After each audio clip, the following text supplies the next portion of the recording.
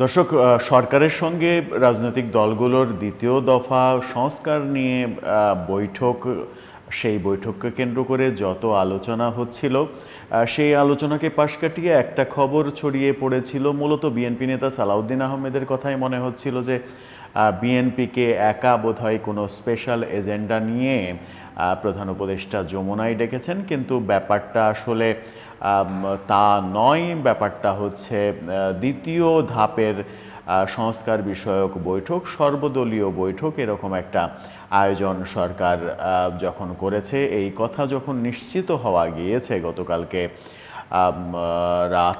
রাত নাগাদ, যখন নিশ্চিত হওয়া গেছে যে বিএনপির সঙ্গে আলাদা আসলে কোনো বৈঠক হবে না, তখন আরেকটা খবর চাঞ্চল্যের সৃষ্টি করেছে। সেই খবরটা যে সিগন্যাল দিচ্ছে, সেই সিগন্যাল যদি মোটামুটি সত্য হয়, তাহলে বিএনপির জন্য সামনের পথটা খুবই কঠিন হয়ে যাবে, বেশ দুর্বিষহ হয়ে যাবে বিএনপির জন্য সামনের পথটা।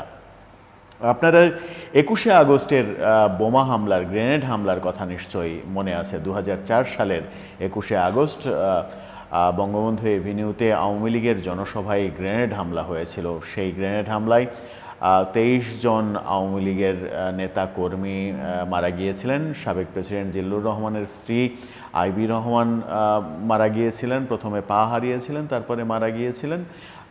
সেই বোমা হামলায়, গ্রেনেড হামলায় স্প্লিন্টার বিদ্ধ হয়ে অনেকেই পঙ্গুত্ব বরণ করেছেন। একটা ভয়াবহ ব্যাপার ছিল।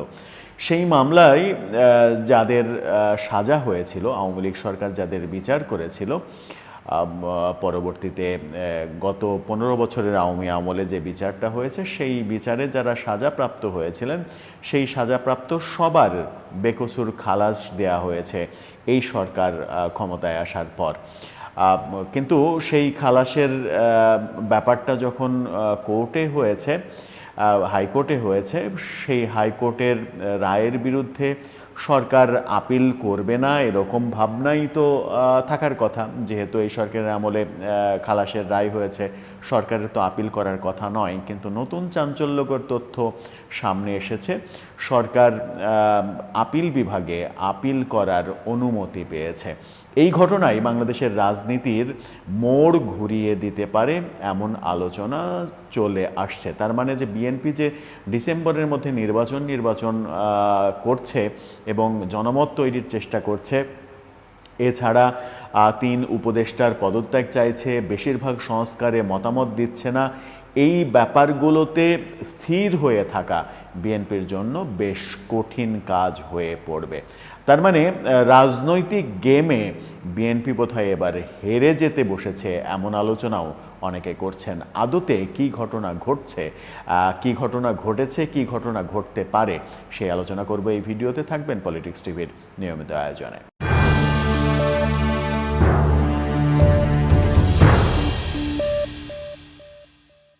দর্শক, পলিটিক্স টিভির নিয়মিত ভিডিওগুলো স্পন্সর করছে প্রজাপতি.টিভি, নতুন ওটিটি প্ল্যাটফর্ম। আপনারা চাইলে ইউটিউবে, ফেসবুকে, ইনস্টাগ্রামে, টিকটকে দেখে নিতে পারেন। ডেসক্রিপশন বক্সে লিঙ্ক দেওয়া থাকবে, সেখান থেকেও আপনারা দেখে নিতে পারেন প্রজাপতির কার্যক্রম। চলে যাচ্ছি মূল ভিডিওতে। বলছিলাম 21শে আগস্ট গ্রেনেড হামলা মামলার যে রায়, সেই রায়ের বিরুদ্ধে আপিলের অনুমতি পেয়েছে সরকার। সেরকমই একটা খবর গত রাত থেকে খুবই আলোচনার জন্ম দেয়। সেই খবরের শিরোনামটা, প্রথম আলোর শিরোনামটা আপনারা দেখে নিতে পারেন। সেই খবরে যেটা বলা হচ্ছে যে বিএনপির ভারপ্রাপ্ত চেয়ারম্যান তারেক রহমান সহ আসামিদের খালাসের বিরুদ্ধে আপিল করার অনুমতি পেয়েছে রাষ্ট্রপক্ষ। হাইকোর্টের রায়ের বিরুদ্ধে রাষ্ট্রপক্ষের করা পৃথক লিভ টু আপিল মঞ্জুর করেছেন আপিল বিভাগ। প্রধান বিচারপতি সৈয়দ রেফাত আহমেদের নেতৃত্বাধীন 6 সদস্যের আপিল বিভাগের রায় এসেছে। হাইকোর্টের রায়ের বিরুদ্ধে করা লিভ টু আপিলের উপরে গত 15 মে শুনানি হয়, এরপর 28 মে এবং গতকালকে শুনানি হয়ে এই আদেশ দেয়া হয়েছে।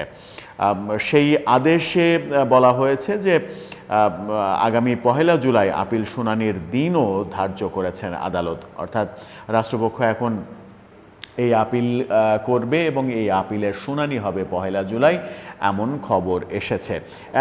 এত খবর আসলে পড়ার কোনো প্রয়োজন হয় না, যেখানে আমরা দেখেছি হাইকোর্ট থেকে সমস্ত আসামিদের খালাস দেওয়া হয়েছে, আসামিদের death reference appeal, jail appeal ও বিবিধ আবেদনের ওপর শুনানি শেষে বিচারপতি এস এম আসাদুজ্জামান, বর্তমান আপিল বিভাগের বিচারপতি, এবং বিচারপতি সৈয়দ ইনায়েত হোসেনের গঠিত সমন্বিত বেঞ্চ ওই খালাসের রায় দিয়েছিলেন। এবার আপিল করার অনুমতি পেল সরকার। 1 জুলাই আপিলের শুনানি হবে।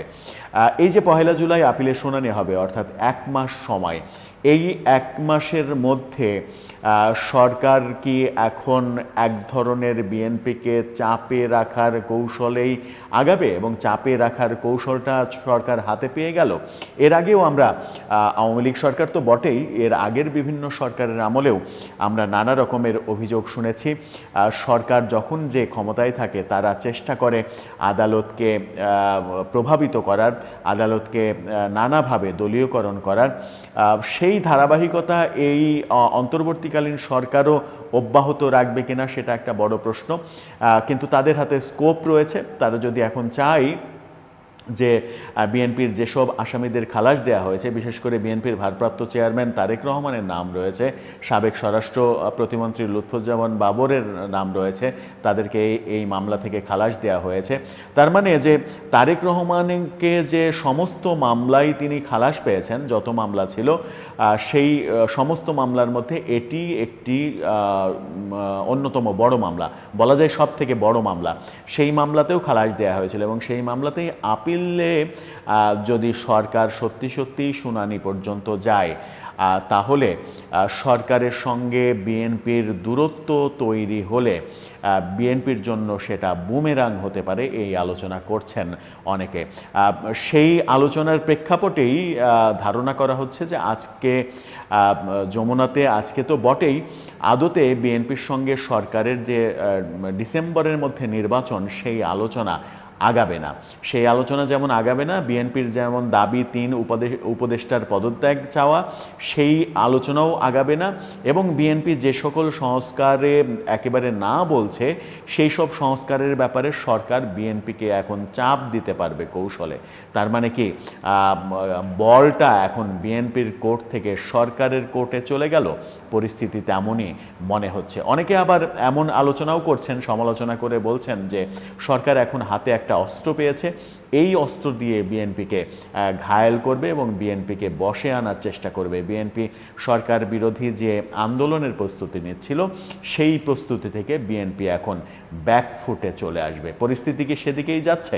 আজকে যমুনা থেকে কোনো রেজাল্টই কি বেরোবে না তেমনই মনে হচ্ছে, এবং এই আজকের সূত্র ধরে আগামীতেও যদি আলোচনা হয়, সেই আলোচনা থেকে আদতে কোনো নির্বাচন কেন্দ্রিক কোনো রেজাল্ট কি বেরোবে?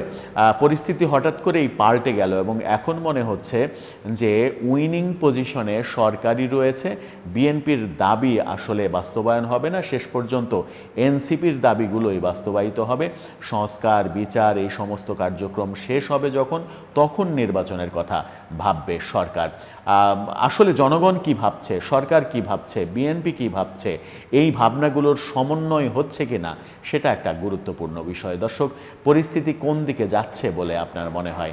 বিএনপি কি এখন বড় ধরনের বিপদে পড়ল? এবং এর আগে যে আলোচনাটা বারবার সামনে আসছিল যে বিএনপির ভারপ্রাপ্ত চেয়ারম্যান তারেক রহমান দেশে ফিরছেন না কেন, দেশে কেন ফিরছেন না, কেন ফেরার মতো পরিবেশ অনুভব করছেন না, সেটা বোধহয় এই 21শে আগস্ট গ্রেনেড হামলা মামলার আপিলের অনুমতি রাষ্ট্রপক্ষ পাওয়ার এই ঘটনার মধ্য দিয়ে ব্যাপারগুলো পরিষ্কার হলো যে সব মামলায় খালাস পেলেও এখনও সব বিপদ আসলে দূর হয়ে যায়নি। যে কোনো মুহূর্তে যে কোনো কিছু ঘটতে পারে, সেই আশঙ্কা থেকেই কি তিনি ফিরছেন না? দর্শক, আপনার মতামত জানিয়ে লিখতে পারেন আমাদের কমেন্ট বক্সে।